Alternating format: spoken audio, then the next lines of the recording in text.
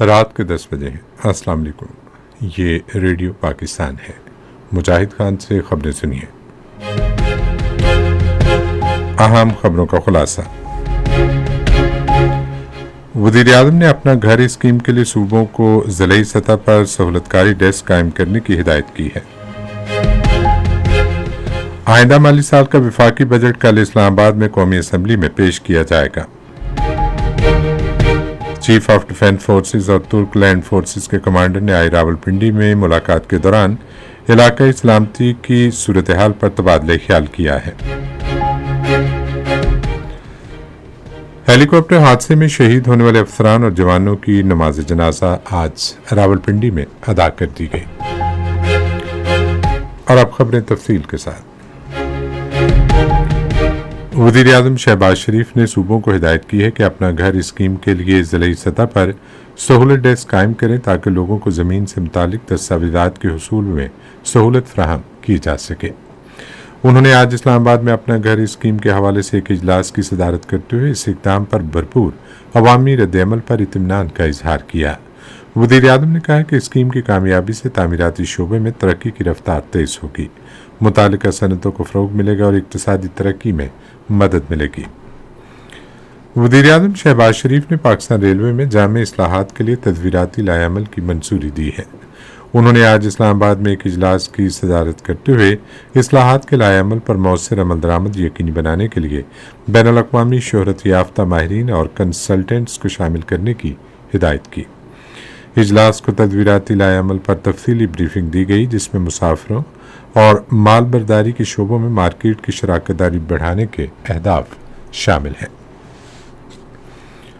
وزیر خزانہ محمد اورنگزیب نے کہا ہے کہ پاکستان کی معیشت اندرونی اور بیرونی مسائل کے باوجود رواں مالی سال کے دوران مستحکم رہی اور مجموعی قومی پیداوار کی شرح نمو 3.7% ریکارڈ کی گئی۔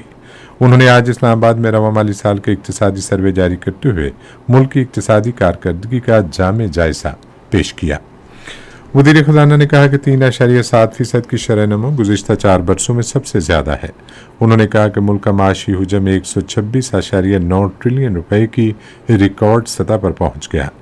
اقتصادی سروے کے اہم اعداد و شمار بتاتے ہوئے وزیر خزانہ نے کہا کہ فی کس آمدن گزشتہ سال کے $1,751 کے مقابلے میں $1,901 تک پہنچ گئی۔ آئندہ مالی سال کا وفاقی بجٹ کل قومی اسمبلی میں پیش کیا جائے گا۔ اس بات کا اعلان وزیر خزانہ کی مشیر خرم شہزاد نے ایکس پر ایک پوسٹ میں کیا۔ انہوں نے کہا کہ وزیر خزانہ محمد اورنگزیب ایوان میں بجٹ پیش کریں گے۔ ترک لینڈ فورسز کے کمانڈر جنرل میتن توکل نے آج جنرل ہیڈ کوارٹرز راولپنڈی میں چیف آف آرمی سٹاف اور chief of defence forces field marshal Syed Asim Munir سے ملاقات کی۔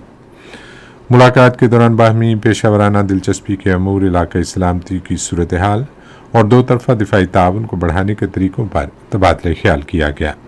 فیلڈ مارشل سید عاصم منیر نے دونوں ملکوں کے درمیان گہرے تاریخی، ثقافتی اور تدبیراتی تعلقات پر روشنی ڈالی اور پاکستان اور ترکی کی مسلح افواج کے درمیان مضبوط دفاعی شراکت داری کو سراہا۔ معزز مہمان نے نیول ہیڈ کوارٹرز اسلام آباد کا بھی دورہ کیا اور پاک بحریہ کے سربراہ ایڈمرل نوید اشرف سے ملاقات کی۔ ترک لینڈ فورسز کے کمانڈر نے air headquarters Islamabad میں پاک فضائیہ کے سربراہ air chief marshal Zaheer Ahmed Babar Sidhu سے بھی ملاقات کی۔ ان ملاقاتوں کے دوران پیشہ ورانہ دلچسپی کے امور اور علاقائی میری ٹائم سیکیورٹی کے ماحول پر تبادلہ خیال کیا گیا۔ گزشتہ روز مظفرآباد میں المناک M17 ہیلی کاپٹر حادثے کے شہداء کی نماز جنازہ آج چکلالہ گیریزن راولپنڈی میں ادا کی گئی۔ نماز جنازہ میں وزیر اعظم Shehbaz Sharif, chief of army staff اور chief of defence forces field marshal Syed Asim Munir, نائب وزیر اعظم وزیر خارجہ، وزیر دفاع، وزیر اطلاعات، اعلیٰ سول اور عسکری حکام، شہداء کے عزیز و اقارب اور معاشرے کے مختلف طبقات سے تعلق رکھنے والے افراد نے شرکت کی۔ قبل ازیں 2 شہید مسیحی جوانوں کی آخری رسومات کرائسٹ چرچ راولپنڈی میں ادا کی گئیں، جس میں سیاسی و عسکری قیادت نے بھی شرکت کی۔ اس موقع پر خطاب کرتے ہوئے وزیر اعظم نے کہا کہ شہداء کی فرض شناسی، پیشہ ورانہ مہارت اور مادر وطن کی حفاظت کا عزم آئندہ نسلوں کے لیے مشعل راہ ہوگا۔ پاکستان نے آزاد جموں کشمیر کی صورتحال کے حوالے سے بھارت کے بیانات کو یکسر مسترد کر دیا ہے۔ وزارت خارجہ کے ترجمان طاہر اندرابی نے آج اسلام آباد میں اپنی ہفتہ وار میڈیا بریفنگ میں بھارت کے غیر قانونی زیر قبضہ جموں کشمیر اور آزاد جموں کشمیر کی صورتحال میں فرق کو واضح کیا۔ بھارتی وزیر آبی وسائل کے بیان کے حوالے سے ایک سوال کے جواب میں ترجمان نے خبردار کیا کہ پاکستان کا پانی روکنے کی کوئی بھی کوشش بین الاقوامی ذمہ داریوں اور سندھ طاس معاہدے کے برخلاف انتہائی غیر ذمہ دارانہ فعل ہوگا۔ عالمی کپ فٹ بال ٹورنامنٹ 2026 میکسیکو، کینیڈا اور امریکہ میں افتتاحی تقریبات کے ساتھ آج شروع ہو رہا ہے۔ 2026 کے ایڈیشن میں 48 ملکوں کی ٹیمیں حصہ لے رہی ہیں، جنہیں 12 گروپس میں تقسیم کیا گیا ہے۔ ہر گروپ 4 ٹیموں پر مشتمل ہے۔ اسی کے ساتھ خبریں ختم ہوئی۔ مزید خبروں اور تجزیوں کے لیے آئیے ہماری ویب سائٹ پر، پتہ ہے radio.gov.pk، اور فیس بک کے link radio Pakistan news official پر براہ راست ویڈیو سٹریمنگ بھی ملاحظہ کیجیے۔